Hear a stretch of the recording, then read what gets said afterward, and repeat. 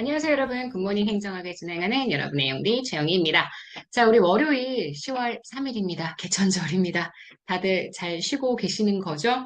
어차피 수업하시느라 아마 들어보셔야 될 테니까 다들 쉬지는 못할 것 같은데, 어쨌든 휴일이든 평일이든 일요일, 월요일 아침에 우리 굿모닝 행정학 매일매일 시청해서 행정하기 좋은 습관처럼 됐으면 좋겠습니다. 자, 선지 읽기 들어가도록 하겠습니다. 자, 일단 행정의 가치에 대한 내용들을 6일차의 내용으로 정리를 했는데요.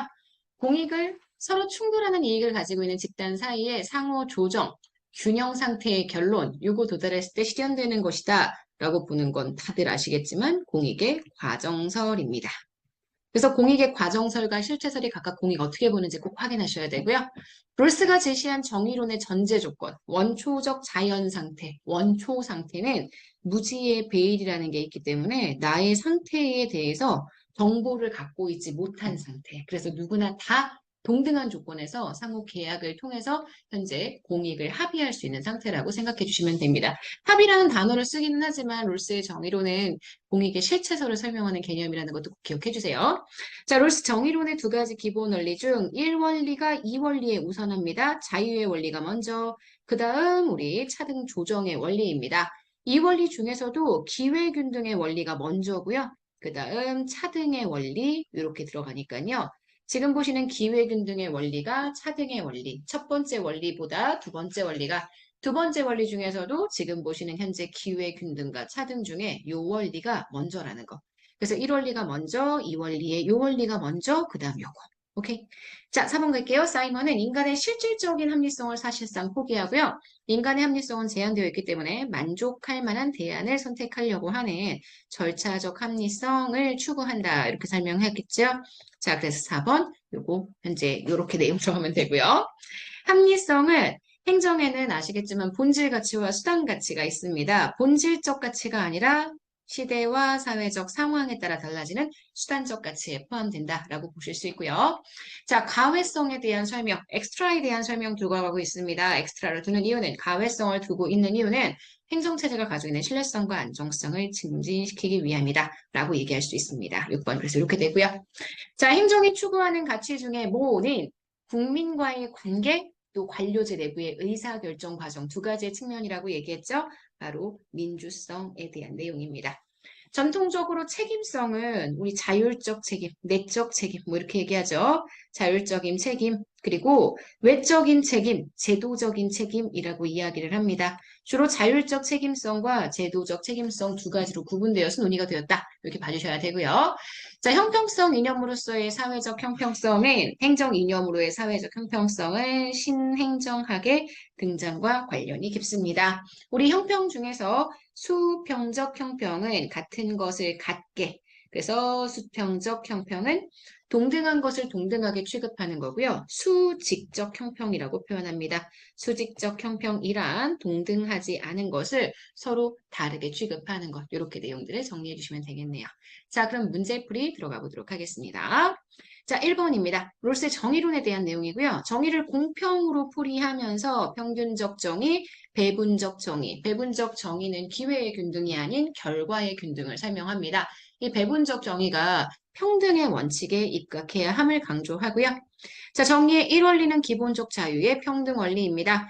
기본적 자유의 평등 원리와 이 원리인 차등 조정의 원리가 충돌을 한다. 그러면 당연히 차등 조정의 원리가 아닌 기본적 자유의 평등 원리가 먼저입니다. 원초적 상태에서의 인간은 최소 극대화 원리에 입각해서 규칙을 선택하고요. 자유와 평등의 조화를 중시하는 중도적 입장을 취하고 있다. 이렇게 얘기할 수 있습니다. 자, 사이먼의 절차적 합리성에 대한 설명으로 옳은 것, 사이먼의 절차적 합리성은 목표와 선택 사이의 우선순위가 분명한 것, 이게 우리가 얘기하는 내용적 합리성이죠. 이게 본질적 합리성입니다. 아니에요. 절차적 합리성이라고 하는 것은 우리가 인지 능력상의 한계를 인정하고 지금 의사 판단을 하기 위한 절차가 좋았느냐를 설명하는 거기 때문에 이 3번이 맞는 성질입니다. 절차적 합리성은 행동의 대안을 선택하기 위해 사용된 절차가 인간의 인지 능력이나 여러 가지 한계에 비추었을 때 얼마나 효과적이었는가를 설명하는 정도. 절차적 합리성은 그래서 결정이 생성되는 과정에 관심을 갖습니다. 선택의 결과가 정말 합리적이었느냐? 이건 오히려요, 우리 실질적 합리성에 대한 내용이죠. 절차적 합리성이 아니라 실질적 합리성 혹은 내용적 합리성이라고 표현을 합니다. 이게 객관적 합리성이고요. 주어진 여건 하에 최선의 대안을 선택하는 합리성. 그래서 2번 절차적 합리성에 대한 내용은 3번이 정답입니다.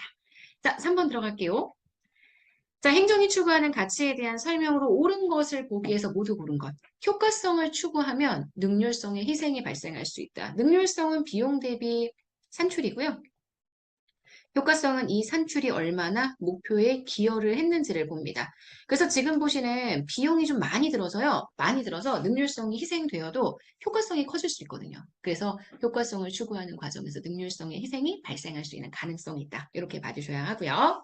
자, 민주성은 국민과의 관계뿐만 아니라 정부 관료제 내부의 의사결정 과정 두 가지의 측면에서 논의될 수 있습니다. 절차적 합리성은 목표에 비추어서 적합한 행동이 선택되는 정도. 이건 절차적 합리성이 아니라 내용적 합리성에 대한 부분이기 때문에 X.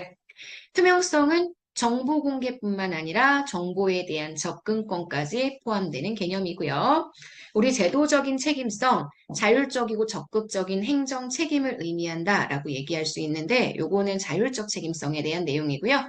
우리가 보통 얘기하는 제도적 책임성이라고 이야기를 해주게 되면 요거는 자율적 적극적인 책임이라기보다는 소극적이고 법적 형태의 책임이다라고 이야기를 해주셔야 합니다. 그래서 틀린 선지예요.